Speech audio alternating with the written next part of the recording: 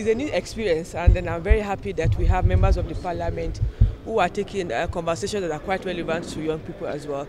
This is our second sitting in a year, and we are testing, we're experiencing, and we're learning what it means to be a parliamentarian. So everything that we did here is us trying to keep up with what it means to be a parliamentarian, learning by first-hand experience what we're supposed to do. However, I'm very, very happy with members that discuss issues that are very, very important to young people as well, for the development of young people. So I'm hoping that by tomorrow we'll also go more in depth on those issues that affect young people, and then come up with a resolution that will be relevant to the development of young people as well. 6 motions were raised. You were able to address 4 of them, leaving for the remaining 2 for the government. But how optimistic are you that government will be able to listen to some of the motions and be able to put them into? Thank you. I think that from President, I would always refer to the most recent one, which is the National Youth Investment Fund. The good thing about the Parliament is a program by the government. So part of our recommendation goes directly to the National Assembly and the Federal Ministry of Youth and Sport, all the way to the President as well. What happens is that when these recommendations get to those agencies, those government parastatals, they are redefined. Of course, if they're going to go into a bill or a policy or an act of parliament, they are well refined. But the objective of such policy or of such engagement will be to achieve what we've discussed here. So I'm fully optimistic that by next year we'll be having 1 or 2 policy proposal or something that we want to advocate as a result of the sitting that we've had here today as well. We also noticed some dissenting voices. Yes. Is that the beauty of?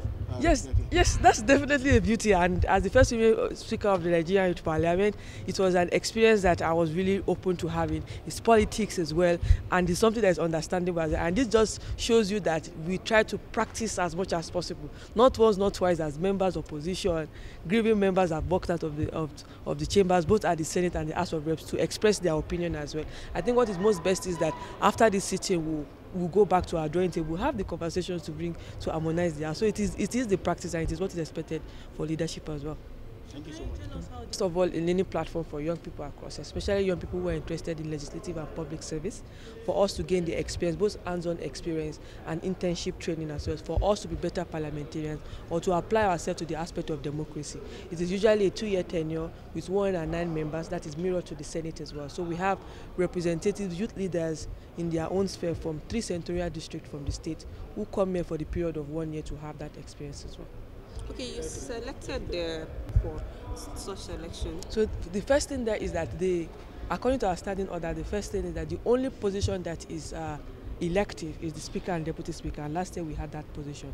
So in respect to young people who have been very productive in one way or the other, based on previous presidents and also our coordinator and governing council for the Nigerian Parliament, young people who have shown themselves or who represent the various differences that we have within the parliament are being selected. So whether by region, whether by state, you understand, collaboration. But the process is not just by selection.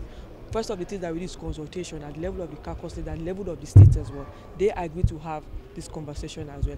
And more, what we are going to do subsequently is advocate at the level of the ministry that some of these positions are now open to elected position.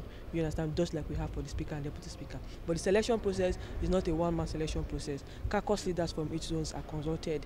They are the ones that provide the names for nominations. State members are also consulted as well. However, at the level of the ministry and the management that goes through this learning process, when these people are come back, when these people are up on board, they are verified, and then, the selection process.